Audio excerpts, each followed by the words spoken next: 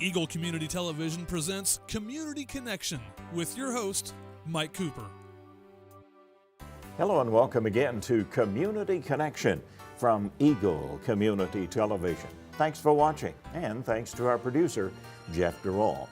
We're at the Ellis County Commission temporary chambers now with County Commissioner Marcy McClelland, Commissioner of District 1 for Ellis County, as we visit with our newest County Commissioner and talk about some of the activities and events. And let's begin at the beginning, Marcy. What shaped your decision to run for County Commission? Well, I was always interested in county government. I grew up, my dad was a township trustee. I like to see things work, and I wanted to have a say in how the taxpayers' money was being spent. And you're also retired, so you had a little extra time to devote. Yes, I'm retired and busier than ever, because that happens when you retire if you don't know that magic word, no. Marcy, first of all, I want to say thank you for your commitment to the County Commission, because during the meetings, the background that goes before those meetings is extensive. And I know you've already been in meetings, you've been in committees, you've been doing a lot of the learning process that's involved with a new commissioner coming on board. Thank you for that commitment. Well, you're welcome. I hope I can do a good job. I'm enjoying it. It's a learning process, and I don't think you ever stop learning in this world. Marcy, you mentioned your role to an extent and your duties. Expand on that some for us. Okay.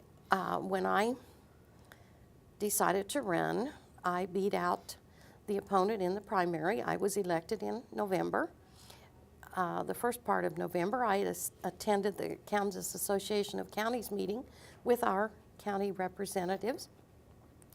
And I was installed on January 12th as the chairman. Because of the way the rotation works, I decided, well, take your chance. You might as well do it. You're going to have to. You may as well go ahead. I have had extensive background in 4-H and in agriculture in Farm Bureau, and so I had experience in those kind of things. I felt that I could make a difference. I had on my business card that I handed out my plan, and it was from the initials of my name. The M stands for money, prudent use. The A stands for agriculture. The R stands for roads. The C stands for community. And the Y was your vote is appreciated. So that was my slogan for the campaign. Anyway, I'm anxious to get started. Really happy to be in this building. It's some of the things that they've been working on for several years are now coming to fruition, and that's wonderful. That's great. We are at the 718 Main location, a former bank location of Commerce Bank, and the spaciousness is one thing that attracted Jeff and I as we looked. It's amazing the amount of space and workability that's going to be able to be built into this building, Marcy. That's right. We have room for everything, and they won't have to be on top of one another and have real high ceilings and so forth, like in the former courthouse. And the courthouse can be a courthouse, just for the attorneys and courts. Now, you're an Ellis County native. That's true. I was born right up there on 13th Street at the St. Anthony's Hospital. Talk a little bit about family and background for us. Okay, I grew up about 15 miles northwest of here. It's actually north of Yosemite, north and west of Yosemite. I attended a one-room country school named the Star, District 43, by the way, and the building is still there. It is not usable, of course, but my grandfather on my dad's side was on the school board there. My dad was on the school board there. My mother taught there. So I did attend all 8 years there, and then I went to high school in Ellis. Was it Star District 43, one-room school? Was it a wooden building? No, it's a stucco building. Stucco, Yeah, it was a stucco building with a couple of outhouses and a coal shed, and so on. They didn't have coal too long because they did install propane in the school, but we never did have running water in the school when I went there. What are some memories of those school days, Marcy? Well, I only had 2 teachers. I had one for 7 years, and then I had another teacher. We didn't have a whole lot of kids. There were 3 in my class, but there were only sometimes 5 or 6 that went. I think maybe we got up to 8 when I was an 8th grader. And that was in the whole school? In the whole school. But the teacher taught everything, and we wrote our own Christmas plays. We did our own things. Our teacher was very innovative. She would, if it was a nice afternoon, there was a spring about 3/4 of a mile away. We'd take our lunch and we'd go over there, and she'd have a list of things we were supposed to pick up. So it was a science journey. It was a learning experience. We didn't lack for learning. The original field trips then. The original field trips. We even made a Christmas tree out of tumbleweeds one year, so that they didn't have to buy a Christmas tree. So it was an interesting education. And then went on to become an Ellis railer. That's right. Got a railroader. So. Then there was also the work in a bank. Yes, I went to work for Ellis State Bank the day after I graduated from high school, and I worked there for about 2.5 years. Then I came to Hayes and worked at First National for 3 years. Then I got married. We lived in McPherson County for 13 years and came back here in 1980. Job possibilities called you to McPherson County then, right? Yes, my husband worked at Heston Corp. So. Came back in 1985, I believe. Yeah, well, 80 we moved here, or back to Ellis County, and then in 85 we moved to Hayes. Moved to Hayes in 85 then. Yes. You also had some extensive work with DSNWK. Yes, I worked there for 10 years. First of all, I was a receptionist, and then I was in HR for about 6 years. And that was a real education. Well, it was kind of a transition to where you could work with other counties and learn about county government, couldn't you? Yes, we had 18 counties that we covered, and being in HR, you learned a lot of people. We had over 500 employees, and we covered everything from here to the Colorado border and the Nebraska border. So we had locations, a lot of places, and visited with a lot of people. It was an opportunity for you to see county government kind of up close, wasn't it, Marcy? Yes, it was very, very much so. We had to deal with all the county commissioners, had to ask for their support, writing letters, and also I learned how to contact the legislators, and I was on first name basis with a lot of them because our CEO wanted us to contact them. I learned how to lobby. It was a very good experience. And in bringing that experience to the county commission, what translates? Your work with county, with legislators, with business leaders and so forth, a lot of contact areas there, right? Yes, I enjoy being around people and finding out what they need and seeing if I could help them, and that's what I intend to do here. I think that we've got a good county. I would like to see Ellis County be the hub of Northwest Kansas, more so, be a good place to live. And it is a good place, but we need to make it a better place.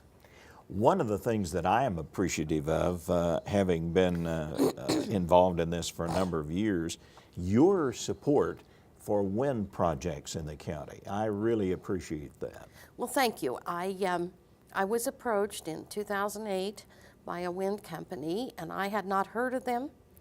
I was a little skeptical, so I contacted some people, and they said they were legitimate. So I talked to them, and I knew we'd had some contact with the Iberdrola, the company that was coming in. And I did get in contact with Invenergy, some of the people that they had and were producing power. So then when they came out, I said, I think we're interested. And so I talked to one of my neighbors, and they said, yeah, I think we're interested. And so they started talking to us, and that was in 2008. It is coming to fruition. It is going to be starting here in the early spring, and we hope to be operational by October. And that'll be the Buckeye Wind Project, That's the right? Buckeye Wind Project, yes. And what an economic boost for the county, Marcy. We hope so. They will pay a payment in lieu of taxes. At first, during construction, there will be quite a lot of jobs.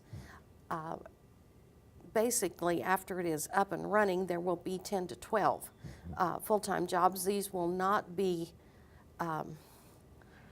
minimum wage jobs. They'll be high-tech jobs. They will be high-tech jobs. And we will compliment Dr. Hammond's, I will call him Dr. Hammond's Wind Towers, because I know that he put that in wanting to teach the technology, and let's hope it comes in, because we are going to need education in that area. We're going to see a lot more development in this area. Yes. Being one of the primary wind sources in the Yes, country. the state of Kansas, we are the number 3, I think, in the nation. What do you do about spare time? Is there any in the Marcy McClelland playbook? Well, not too much. I do like to quilt. I like to sew.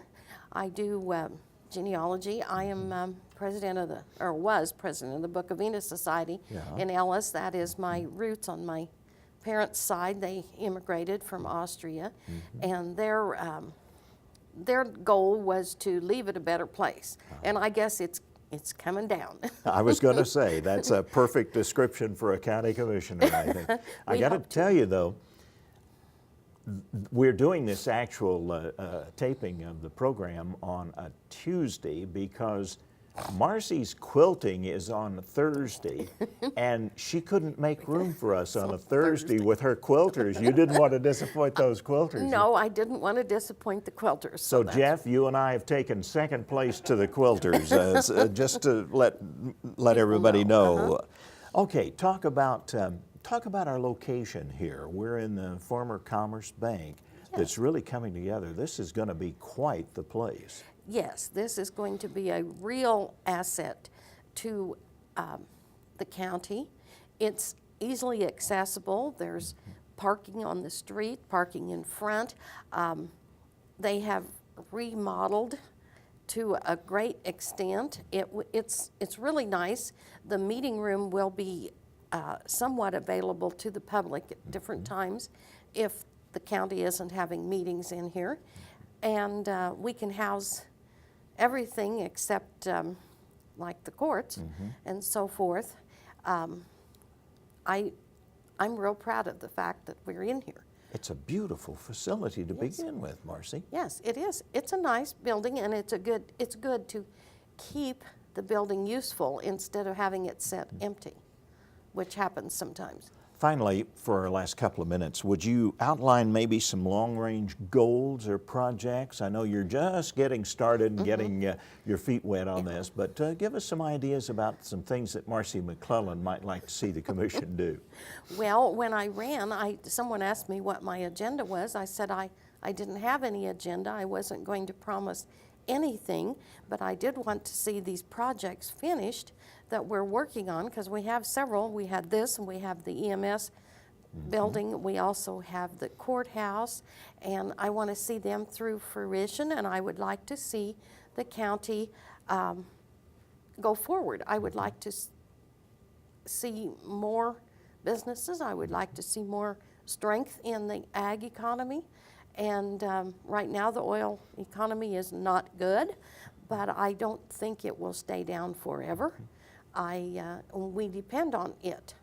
Our next year is going to be a little tough with the budget because the oil valuation is down. And we have been pretty lucky for several years with the oil. And the ag has been good, the cattle have been good, but we all know that it has ups and downs. Just everything does. That's the way life is, up and down. Hills. You take the good with the bad. That's right. You take the good with the bad. Well, let's hope as the newly elected county commissioner that the year of 2015 is good. I hope it is too. Actually, I don't have any big long-range plans. I haven't thought that far. I'm just getting day to day. Marcy McClelland, District 1 Ellis County Commissioner, our Community Connection. Thanks for watching.